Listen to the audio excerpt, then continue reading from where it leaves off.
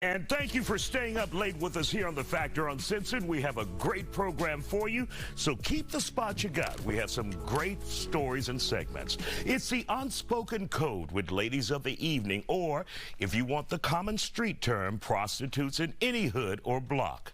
Do not step on someone else's turf. Stay off my damn corner. I'm working this hoe tonight, meaning corner. Otherwise, you could face the consequences. A 17-year-old female knows she is hospitalized after being stabbed in North Houston over the weekend for being on the wrong corner where no one knew her. She was dropped off there by her pimp, which investigators say she considered also her boyfriend, and she paid it for it. She landed herself in a damn corner war. Joining us to talk about it tonight, trafficking advocate or expert and survivor Matilda Saragosa, Harris County Precinct 1 Constable Outreach Expert Kathy Griffin-Grignon, and human trafficking survivor Kimberly Joseph. Glad to have you all here on The Factor Uncensored. So Kathy, did we get it right when we were talking about the 17-year-old and how she found herself in the hospital fighting for her life now? It's very important. There are different levels in the sex industry and the sex trade, and just because it's on a street level, they still have codes for the street. And if you've been working that corner, say for a year, and if you offer to do some sexual services, say for $10, then that's what I'm going to do. If I say, this is what it costs, this is what it costs, but you got somebody new coming in, and they might get in the car with somebody, jack them and rob them and take the money, and then that person come back to that corner looking for that person. They might think it's you. You're all they know. That's all they know. Somebody on this corner, I'm gonna get you. So a lot of people have to protect their turf, and there still are major protocols, even to the lowest form of the sex industry. Out of prostitution, hoe, pimp etiquette, you gotta get permission. Just respect. And of course, this young lady being 17 and thinking this is her boyfriend, she's probably feeling that she has to do what he tells her to do. And he's gone on, you know, riding up and down the stroll, waiting on her to go get the money and bring it back to him, when she's having a conversation with the people that have been on this corner. And you're gonna disrespect us like that, and you know, you don't even ask permission. Hey, look, I just need to come up. Can y'all let me? You just take over?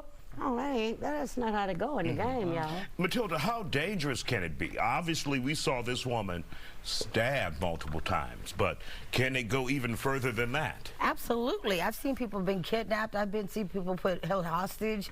They've been stabbed, gunpoint, raped. Even, I mean, there's so many things that can happen out there.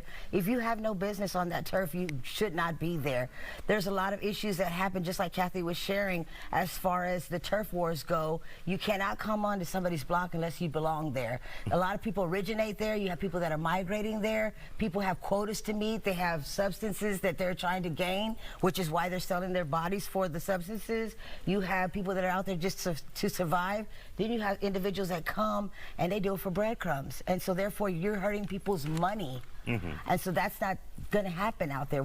It's going to cause issues. If you got a newcomer, she's fresh meat, nice long hair, ain't nobody ever seen her before, they're all going to want to gravitate towards that person. So that's going to cause conflict amongst the other women.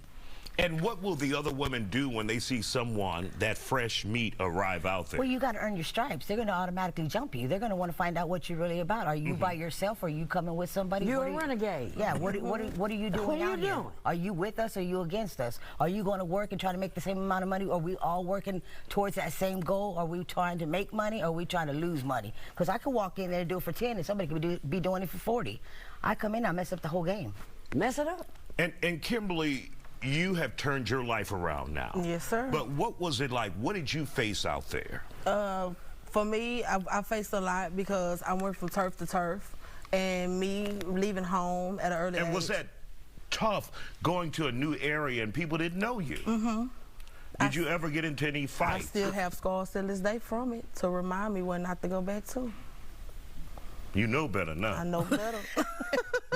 But you took some heads with you, though, Right. because you I know. took some heads. though. took some I took some heads. heads. I received and gave. What advice would you have for young people who walk into this game not knowing all the rules? Because I've interviewed you for years. I didn't know this rule, that you can't go in a corner without getting permission. Yes. I mean, for me, I would say... Not to encourage people. No, not to encourage, no. But I would if your prefer... ass already out there, you might need to know a few you things. better ask somebody, You might need to know, take someone you know with you, just for safety, just to have your back, because I went by myself, not knowing any better, so it's dangerous. Not recommending that anybody should go back. And what happened to you to turn you around to say, this is not the life for Kimberly?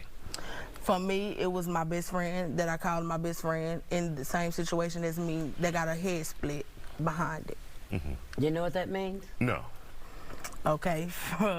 So we was in school together. Now, tell him what head split means. Well, head split was when the pimp took the gun and while she wasn't looking, snuck up on her and bust her head wide open. And that's common. It's common. And it's just because, and it was the really opposite. It was somebody coming to our turf that wanted to take over.